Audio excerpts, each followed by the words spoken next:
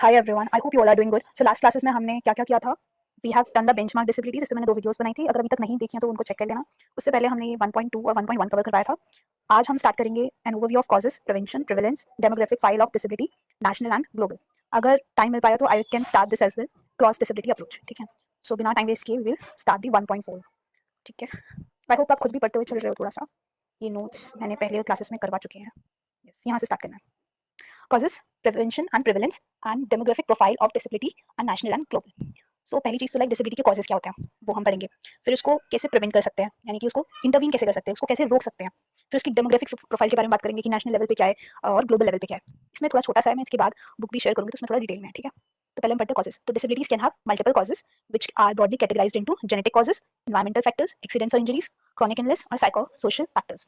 Genetic causes like जो inherited है, like family में किसी को था तो उसके थ्रू फिर बच्चे को भी हो गया, तो इट इज इनहेरिटेड कंडीशंस, जैसे कि डाउन सिंड्रोम हो गया, मस्कुलर डिस्ट्रॉफी हो गया, ये सब हमारा जेनेटिक कॉजेज में आता है।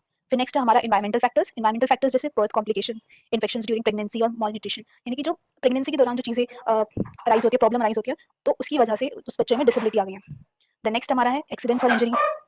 नेक्स्ट हमारा है एक्सीडेंट्स और इंजरीज, जैसे पहले इंसान लाइक ठीक था बट किसी एक्सीडेंट की वजह से, किसी ट्रॉमा की वजह से उसको डिसेबिलिटी हुई। फिर नेक्स्ट हमारा है क्रॉनिक इलनेस। क्रॉनिक इलनेस जैसे कि डायबिटीज हो गए, आर्थराइटिस हो गए, न्यूरोलॉजिकल डिसऑर्डर्स हो गए, तो this can lead to the disability. फिर हमारा नेक्स्ट आता है साइकोसोशल फैक्टर्स, जैसे मेंटल इलनेस और developmental delays can also result in disability. अभी ये ना बहुत शॉर्ट में है, सो दैट आपको एक ओवरव्यू मिल जाए कि अभी हम आगे जो बुक है उसमें ये चीजें हम डिटेल में पढ़ेंगे, तो अभी आप बस इसको ध्यान से सुन लो। फिर नेक्स्ट है prevention of disability, focuses on early intervention, public health measures जैसे vaccination, genetic counselling and dressing, environmental and lifestyle factors. तो प्रिवेंशन का मतलब ये है कि डिसेबिलिटी को किस तरीके से प्रिवेंट कराया जा सकता है। पहला को इसको पहले तो ये है कि इसको अर्ली डिटेक्ट कर लो, इंटरवीन कर लो शुरुआत में, या फिर वैक्सीनेशन वगैरह दो, जैसे पोलियो की शुरुआत में जब बच्चे छोटे होते हैं उसकी वैक्सीनेशन मिलती है। फिर या तो जेनेटिक काउंसलिंग, काउंसलर के पास जाके आप थोड़ा सा सलाह लो, और इन्वायरमेंटल लाइफस्टाइल फैक्टर्स को एड्रेस करना, ये सब हमारा प्रिवेंशन में आता है। फिर नेशनल और ग्लोबल स्टैटिस्टिक्स में क्या लिखा हुआ है कि national and global statistics help highlight the prevalence of disabilities, showing that approximately 15% of the world's population lives with the same form of disability. तो इसमें दिया हुआ है कि वर्ल्ड का 15% जो है लोग हैं उनको एक जैसी सी डिसेबिलिटी है। ये किसने शो किया? नेशनल ग्लोबल स्टैटिस्टिक्स ने ये चीज़ बताई है। अभी हम क्रोम पर भी इस चीज़ को डिटेल में देखेंगे कि एग्जैक्ट रेट क्या चल रहा है। फिर countries like India have a significant number of people with disabilities due to a combination of factors like birth defects, accident, insufficient health care infrastructure. जो हमने स्टार्टिंग में पढ़ा वो तो हमने ग्लोबल लेवल पे पढ़ा कि 15% है। इंडिया की बात करें कि इंडिया में जो लोगों को डिसेबिलिटी है वो किसकी वजह से है? वो बर्थ डिफेक्ट्स की वजह से है, एक्सीडेंट्स की वजह से है, और इंफ्रास्ट्रक्चर नहीं है हमारी कंट्री में, उसकी वजह से डिसेबिलिटी है। अब ये जो बाकी की टॉपिक है क्रॉस डिसेबिलिटी अप्रोच, अगर आगे टाइम बचता है तो मैं इसको भी स्टार्ट करवाऊंगी, वरना अभी हम इस टॉपिक को जो बुक में जो इन्फॉर्मेशन है वो पढ़ते हैं। Okay, so here is a clip and overview of causes, prevention, prevalence and demographic profile of disability. So first इसमें जो चीज़ बताई वो बताई है प्रिवेलेंस के बारे में। ठीक है, फर्स्ट इसमें जो चीज़ बताई है वो है प्रिवेलेंस के बारे में। सो प्रिवेलेंस ऑफ अ कंडीशन और अ disability in is determined bye epidemiology. तो जो कंडीशन है या फिर डिसेबिलिटी है उसकी जो प्रिवेलेंस है, लाइक किस हद तक वो डिसेबिलिटी उस एरिया में है, वो कौन डिटरमाइन करता है, वो कौन सी स्टडी डिटरमाइन करती है, वो है ये epidemiology. So epidemiology is a science concerned with study of factors that influence the occurrence and distribution of disease, defect, disability, death and in aggregation of individual. So epidemiology एक science है जो कि इन factors के से related है। क्या क्या factors? Like which influence the occurrence and distribution of disease, like जो बताता है कि डिजीज किस वजह से अकर हुई है और वो किस तरीके से फैल रही है। तो डिजीज हो गई, डिफेक्ट हो गए, डिसेबिलिटी हो गई, या फिर डेथ वगैरह, तो ये सब कौन क्या बताता है हमारा? epidemiology. So it involves making a determination or estimate of the number of cases of some condition in a population. और ये क्या बताता है कि उस पॉपुलेशन में उस एक पर्टिकुलर डिसेबिलिटी के कितने केसेस हैं, मतलब अप्रोक्सीमेटली वो फिगर बताता है उस पॉपुलेशन में। फिर in addition it attempts to relate this estimate to other classification of population such as age, sex and social class. तो फिर ये एक कंपैरिजन भी करता है, जो एक पॉपुलेशन में जो भी हमारा एस्टिमेट निकल के आ गया उसको वो दूसरी क्लासिफिकेशन के साथ रिलेट करने की कोशिश करता है, उसमें कितने एज ग्रुप के लोग हैं, उनकी क्या सोशल क्लास है, ये सब है, और उनको फिर वो एक कंपैरिजन बनाता है उसका। फिर a good epidemiologist depends upon the definition of the condition in a question. जो एक अच्छी रिसर्च है वो किसके बेसिस पर है? उस कंडीशन को पूरी तरीके से डिफाइन करता है कि एक्चुअल में वो कंडीशन है क्या। If the condition is poorly or vaguely defined there will be a problem with the estimates of its occurrence. अगर कंडीशन को अच्छे से डिफाइन नहीं करा है, बहुत ही खराब तरीके से डिफाइन करा है, तो जो एस्टिमेट्स निकल के आते हैं, जो कैलकुलेशन है कि कितने लोगों को है, like considering all other factors, their age, social class etcetera, अगर ये सारी चीजें अच्छे से नहीं निकाली है तो उसकी जो एस्टिमेट है उसको वो गलत निकालेगा, और आगे जितनी भी एस्टिमेट्स जो कैलकुलेट करेंगे वो सब गलत होगा।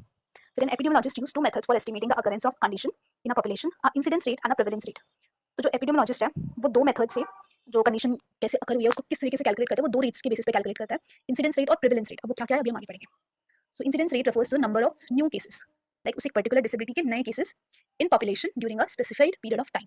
सपोज मैं अपना डेटा एक साल का निकाल रही हूँ, तो उस एक साल में उस एक पर्टिकुलर पॉपुलेशन में जो मैंने चूज किया है, एक सपोज कोई स्टेट में का हमने पॉपुलेशन चूज किया है, उस एक पर्टिकुलर स्टेट में एक साल में कितने नए केसेस हैं, तो वो हमें किसकी मदद से पता चलता है? इंसिडेंस रेट की वजह से। ठीक है, प्रेवलेंस क्या होता है? It refers to the total number of cases in a population group during a specified period of time. ये बताता है कि टोटल नंबर ऑफ केसेस कितने हैं। नए भी और पुराने भी, उनको जोड़कर उस एक पर्टिकुलर पॉपुलेशन में उस एक साल में कितने कितने लाइक टोटल केसेस है नए को भी मिला के, तो प्रेवलेंस में हमारा इंसिडेंस रेट भी आ गया। ठीक है, ओके। सो उस टाइम पे 2011 में डिफरेंटली एबल पर्सन की 26.8 मिलियन थी। अब ज़्यादा होगी इसकी पॉपुलेशन, हम वो भी चेक करेंगे अभी स्टैटिस्टिक्स में। फिर है in percentage term this stands eight 2.21%। ये जो 26.8 मिलियन है, ये क्या है, क्या मतलब, ये पूरी जो हमारी पॉपुलेशन है उसका 2.21% क्या है, डिफरेंटली एबल पॉपुलेशन है। ठीक है, like this is our whole population, तो इसका इतना हिस्सा which is 2.21% is differently able person और डिसेबल्ड पर्सन। ठीक है, आई होप ये क्लियर है इतना। तो ये बाकी के नॉर्मल पॉपुलेशन और ये इतना हिस्सा डिसेबल्ड पर्सन। फिर there has been marginal increase in the differently able population in India, with figure rising from 21.9 million in 2001 to 26.8 million over the period of 10 years। तो उन्होंने क्या स्टैटिस्टिक्स बताया, उन्होंने 2001 से 2011 का स्टैटिस्टिक डेटा दे रखा है हमें कि 2001 में 21.9 मिलियन थे और 2011 में 26.8 मिलियन थे। सो देख रहे हो इसमें लाइक कितना मार्जिनल इंक्रीज हो गया पॉपुलेशन में। फिर हमारा है as per the census 2011 there were 14.9 million men with disabilities as compared to the 11.9 million women in the country. उस एक पर्टिकुलर 26.8 मिलियन में से 14.9 मिलियन मेन थे और 11.9 मिलियन वुमेन। फिर the total number of differently abled people is over 18.0 million in the rural areas and just 8.1 million enumerated in the urban settings। फिर 18.0 million हमारे rural areas थे और 18.1 million हमारा 8.1 हमारा अर्बन एरिया था। लाइक कितना हिस्सा हमारे गांव वाला एरिया था, कितना हमारा अर्बन वाला एरिया था।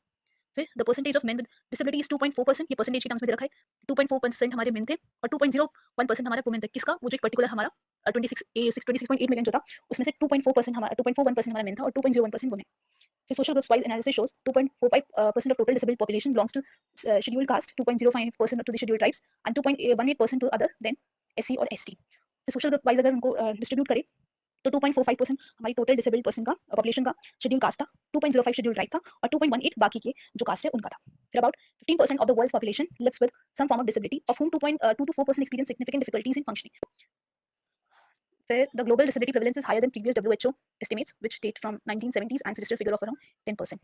ये जो ग्लोबल एस्टिमेट बता रखा है ये 1970 से ज्यादा है, क्योंकि 1970 में 10% था और अब क्या कितना है वो 15%। फिर this global estimate for disabilities on the rise due to population ageing and the rapid spread of chronic disease as well as improvement in the methodologies used to measure the disability।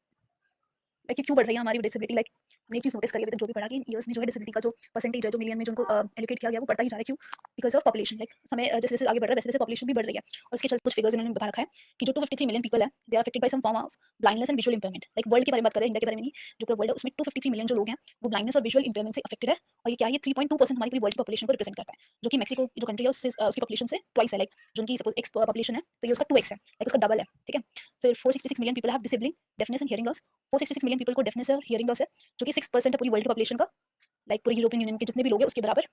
फिर 200 million people जो है उनको intellectual disability मतलब उनका जो IQ है वो 75 से कम है and this represents 2.6% of the world's population, जो कि ब्राजील की पॉपुलेशन के बराबर है। फिर 75 मिलियन पीपल है उनको व्हीलचेयर की जरूरत है, जो कि 1% हमारी पूरी वर्ल्ड की पॉपुलेशन है, which is twice the Canada's population. ठीक है, सो दीस स्टैटिस्टिक्स में remain an evolutionary average, but one thing is certain, the number of population affected by any form of disability represent a significant part of the world's population from children to adults alike.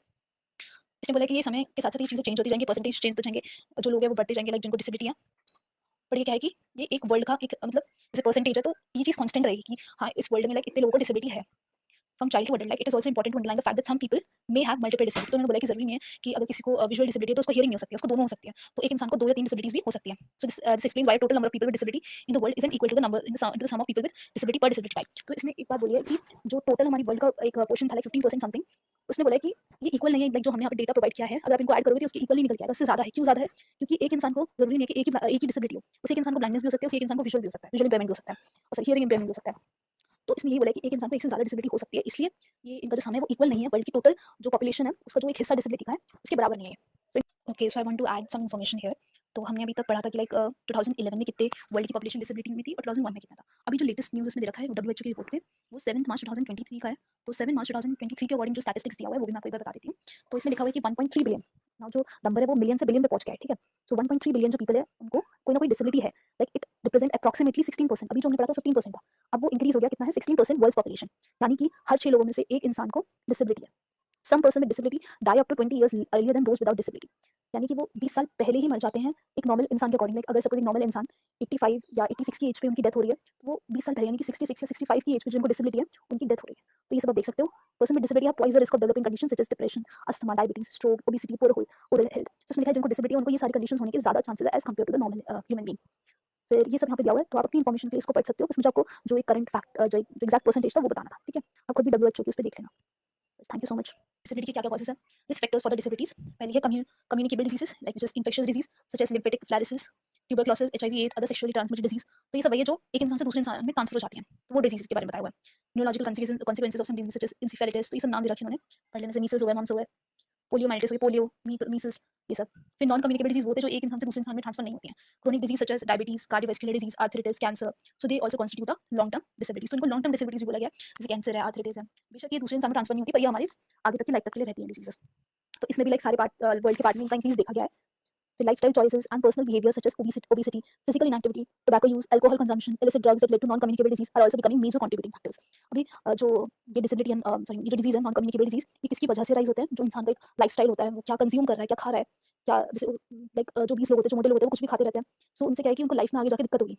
So that's the one reason. फिर जो लोग alcohol consume करते हैं, जो drugs consume करते हैं, tobacco वगैरह ये सब, उनसे भी ये नॉन कम्युनिकेबल डिजीज़ हमारी अराइज़ होती है। फिर नेक्स्ट कॉज़ हमारे में बोला है एयर पॉल्यूशन हो गया या फिर ऑक्यूपेशनल डिजीज़ हो गया, पुअर वाटर सप्लाई हो गया, सैनिटेशन हो गया, पर्सनल एंड डोमेस्टिक हाइजीन हो गया, मालन्यूट्रिशन हो गया। ये भी हमारी डिसेबिलिटी इससे भी हमारी डिसेबिलिटी अराइज़ होती है। लाइक जो हमारी एनवायरनमेंट है उसका हम ध्यान नहीं रख रहे हैं, उसकी तो जो हम अपने एनवायरनमेंट का ध्यान नहीं रख रहे हैं, उसकी वजह से एयर पॉल्यूशन हो रहा है, वाटर पॉल्यूशन हो रहा है। हम अपना ध्यान नहीं रख रहे, पर्सनल हाइजीन नहीं रख रहे, उसके चक्कर में क्या है कि ये डिसेबिलिटीज़ अराइज़ होती हैं। फिर ये तो हमने पढ़ा था नॉन कम्युनिकेबल और कम्युनिकेबल डिसीज़ेज़। अब हम पढ़ेंगे और किस वजह से ये डिसेबिलिटी राइज़ हो सकती है। जैसे इंजरीज़ हो गई हैं, लाइक कोई रोड ट्रैफिक एक्सीडेंट हो गया है तो आपके ब्रेन में या बैक में या कहीं पे भी परमानेंट डैमेज हो गया। फिर ऑक्यूपेशनल इंजरीज़ हो गई हैं, वायलेंस हो गया है, कॉन्फ्लिक्ट्स हो गए हैं, फॉल्स हो गए, लैंड माइन्स हो गए हैं। They have long been recognised as contributors to disability. तो ये सारे हमारे डिसेबिलिटी लाइक बढ़ा देता है डिसेबिलिटी को। फिर मेंटल हेल्थ प्रॉब्लम्स जो हमारी ब्रेन से रिलेटेड है, तो ये मेंटल हेल्थ प्रॉब्लम्स हैं, किस वजह से राइज़ होती है? उन्होंने बोला है कि जब बर्थ के टाइम पे अगर कोई हेड इंजरी हो जाती है या फिर कोई भी लाइक इलनेस हो जाती है, कुछ भी हो जाता है जिसकी वजह से थोड़ी गड़बड़ाहट या थोड़ी प्रॉब्लम होता है बर्थ में, तो उसकी वजह से हो सकती है ये mental health problems. So it was observed mostly at birth, like या तो बर्थ के दौरान ये सारी चीज़ें होती हैं या फिर जब बच्चा हो जाता है तो उसके बहुत ही पहले लाइक 1 साल, 1, 2, 3 महीने लाइक इस बीच में हो सकता है। But the problem mental illness is more of an old age problem. Those with lower educational levels, lower incomes, and those who are unemployed were also more likely to suffer disability. हमने like पहले भी difference पढ़ा था अभी benchmark disability, mental retardation क्या होता है, mental illness क्या होता है। मेंटल रिटार्डेशन क्या था कि जो हमारी बहुत ही अर्ली एज पे हो जाता है retardation, like some it's related to कि जो बर्थ के टाइम पे जो प्रॉब्लम्स कॉम्प्लिकेशंस होती है। मेंटल इलनेस क्या है कि लाइक ओल्ड एज प्रॉब्लम है, लाइक लाइफ में आगे जाके जैसे स्ट्रेस हो गए हैं, एंजाइटी हो गई है, ट्रॉमास हो गए हैं, तो इनकी वजह से कोई टेम्परेरी चेंज होता है, उसको उसको क्या है कि हम सॉल्व कर सकते हैं, उसको उसका सॉल्यूशन निकाला जा सकता है। तो इसमें उसके कॉजेज बताया कि मेंटल इलनेस के कैसे लोअर एजुकेशन लेवल है, लोअर इनकम है, तो इसकी वजह से स्ट्रेस आता है, तो फिर उससे मेंटल इलनेस होती है।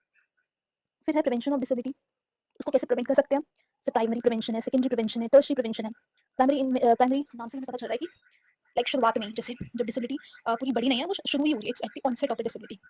तो डिसेबिलिटी शुरू नहीं हुई है, उससे पहले आपने कोई एक एक्शन ले लिया, then you are preventing the disability कि आगे जाके डिसेबिलिटी अराइज ही ना हो, ठीक है? फिर सेकेंडरी प्रिवेंशन क्या है कि which halts at the progress of disease or disability at its incipient stage and prevents complication, the specific intervention or early diagnosis and adequate treatment. Secondary prevention क्या होता है कि आपको डायग्नोस हो गई है प्रॉब्लम कि अच्छा ये दिक्कत है, एकदम बिल्कुल स्टार्टिंग में पता चल गया और फिर आपने कोई एडिक्वेट ट्रीटमेंट ले लिया, कुछ भी कर लिया और आपने फिर उसको प्रिवेंट कर दिया, लाइक आपने उसको बढ़ने से रोक दिया।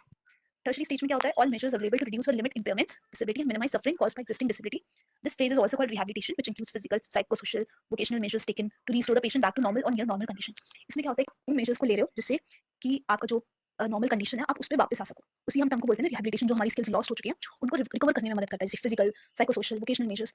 तो ये हमें नॉर्मल स्टेट में लाने के लिए मदद करता है, ठीक है? तो ये हमारी टर्शियरी प्रिवेंशन है। So it is extremely important that the women undertake adequate and effective preventive measures during the pregnancy and immediate postnatal period, also for their children, especially during the early childhood period. तो इन्होंने बोला है कि birth के time पे एक mother को अपने अच्छे से ध्यान रखना चाहिए, सो दैट ये चीज़ें आगे जाके राइज नहीं हो, ठीक है?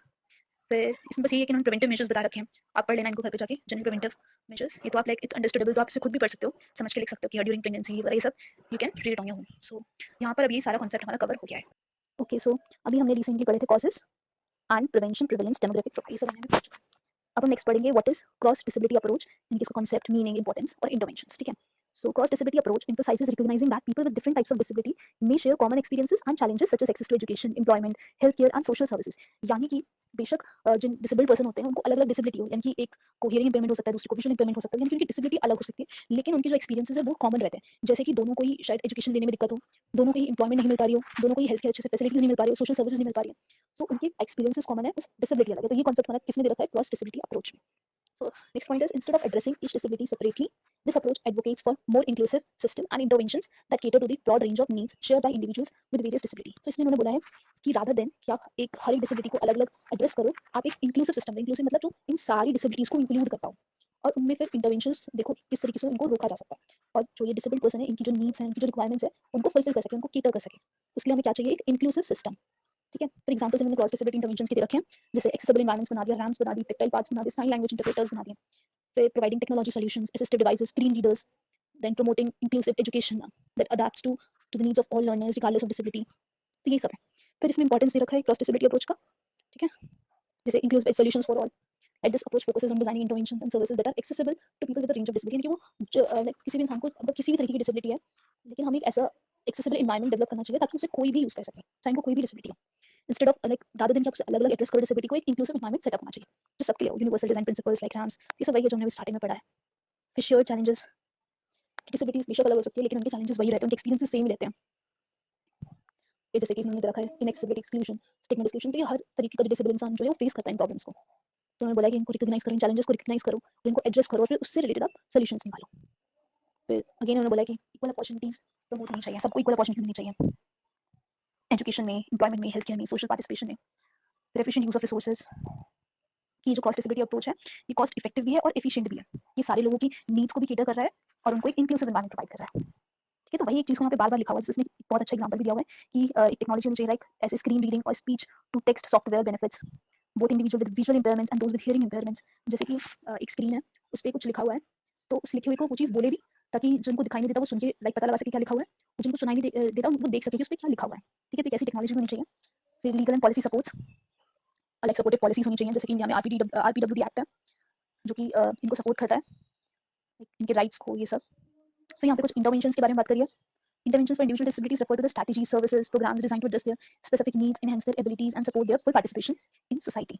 Like interventions क्या है कि ये वो strategies हैं, वो services हैं, वो programs हैं जो इन disabled person की needs को specify करता है, address करता है और उनको support करता है ताकि वो society में participate कर सकें।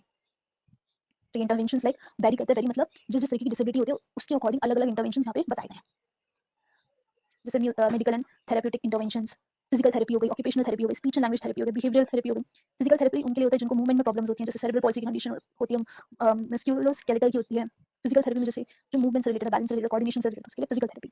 ऑक्यूपेशनल थेरेपी जैसे जिनको लाइक डेली एक्टिविटीज परफॉर्म करने में दिक्कत आ रही है, जैसे ड्रेसिंग में, खाने में, पर्सनल हाइजीन में, तो उससे रिलेटेड थेरेपी दी गई है। स्पीच एंड लैंग्वेज में जिनको बोलने में, समझने में, उसमें दिक्कत आ रही है, तो उसके लिए बिहेवियर में जैसे ऑटिज्म स्पेक्ट्रम डिसऑर्डर होते हैं, लाइक जो डेवलपमेंटल कंडीशंस होती हैं, तो उनके लिए थेरेपी होती है। फिर आती है हमारी एजुकेशनल इंटरवेंशंस में special education, inclusive education, assistive technology. Special education में जैसे अलग-अलग जो लाइक जो भी उनकी डिसेबिलिटी है तो उनके स्कूल्स होने चाहिए ताकि उनको एजुकेशन उनको प्रोवाइड कर सकें। लाइक उनको स्पेसिफिकली लाइक जो बच्चों को टेंशन देनी चाहिए तो उनके इंडिविजुअलाइज्ड एजुकेशन प्लान्स बनने चाहिए और टीचिंग मटेरियल में लाइक मॉडिफिकेशंस आनी चाहिए बार-बार। फिर वही है इंक्लूसिव एजुकेशन, ये सब you can read it on your own as well. फिर environmental modifications, accessibility features, homework, home and workplace modifications, transportation, like there are so many, you can read it on your own as well, क्योंकि हमने already पहले पढ़ चुके हैं like किसी ना किसी फॉर्म में, तो it won't be that much difficult for you to cover. Social and community interventions, vocational unemployment interventions, early identification interventions, psychosocial interventions, legislative policy, cross disability, technological interventions. Let me know in the comment sections अगर आपको इसे detail में समझना है। Otherwise ये notes मैंने आपको provide कर दिया तो मैंने खुद भी पढ़ सकते हो, अगर इनमें कोई कहीं पे भी डाउट है तो you can ask me in the comment section. Thank you so much for watching till now. So यहाँ पे हमारी पूरी जो इंट्रोडक्शन टू डिसेबिलिटी है उसकी यूनिट 1 कंप्लीट हो चुकी है। नेक्स्ट जो वीडियोस होंगी वो यूनिट 2 पे बेस्ड होंगी। टिल नाउ अगर कोई भी डाउट है तो मुझे कमेंट सेक्शन में बता देना। Thank you so much.